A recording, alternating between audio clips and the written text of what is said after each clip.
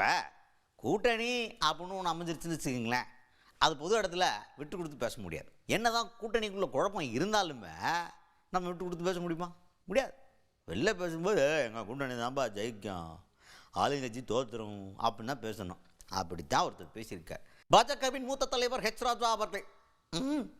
இப்போ ஊருக்குள்ளே என்ன பேச்சு அப்படின்னா, அதிமுகவை அடித்து அமுக்கிக்கிட்டு இருக்கு பாஜக அப்படின்னு ஒரு பேச்சு. இப்படி ஒரு கூட்டணியில் இருக்கையில் இந்த கூட்டணியில் இருக்க குழப்பமே மக்களுக்கு அதிருப்தி ஏற்படுத்தி இந்த கூட்டணியை புறக்கணிக்கிறதுக்கான ஒரு வாய்ப்பாக அமையாதான்ற ஒரு கேள்வியை முன்வைக்கிறாங்க. அந்த மாதிரி ஒரு சாராம்சத்தில் ஒரு கேள்வி. அதுக்கு ஹெச் ராஜா அவர்கள் என்ன சொல்கிறாருன்னா, திமுகவை வேணாம், திமுக ஆட்சியை மாற்றணும்னு முடிவு பண்ணிட்டாங்கன்னா எந்த கட்சி யாரோட கூட்டணி இருக்குன்றதெல்லாம் அவங்களுக்கு முக்கியம் இல்லை. மக்களுக்கு திமுக வேணாம், அவ்வளோதான், அதுக்கு பதிலாக எவன் தலையில் வேணால் அள்ளி போட்டுருவேன் நான் அப்படின்னு மக்கள் ஓட்டு போட்டுருவாங்கன்னு ஒரு நம்பிக்கையோடு பேசியிருக்காரு ஹெச் ராஜா அவர்கள்.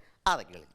நான் ஒரு தரம் உங்கள்கிட்டயே பேசியிருக்கேனான்னு ஞாபகம் இல்லை. ஒரு விஷயம் சொல்கிறேன். நான் மாற்றம் கொண்டு வர வேண்டும் என்று மக்கள் முடிவெடுத்து விட்டால் யார் யாரோட இருக்கார் என்று மக்கள் சிந்திக்க மாட்டார்கள், அதை கேர் பண்ண மாட்டாங்க. இதற்கு மாற்று எது?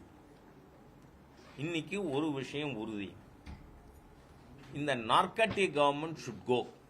ஸ்டாலின் தலைமையிலான போதை சர்க்கார், ஊழல் சர்க்கார், ஊழல் சர்க்கார், இதை தொலைச்சு தலைமுழுக மாட்டோமான்னு மக்கள் நினைக்கிறாங்க.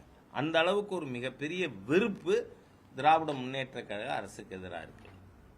அப்போ இதை மாற்ற வேண்டுமானால் ஏற்கனவே தமிழ்நாட்டில் ஆட்சியில் இருந்தால் இந்த அண்ணா திராவிட முன்னேற்ற கழகம், இன்றைக்கும் மத்தியிலே ஆட்சியில் இருக்கின்ற பாரதிய ஜனதா கட்சி, இதுதான் can be a viable alternative to this narcotic Stalin government.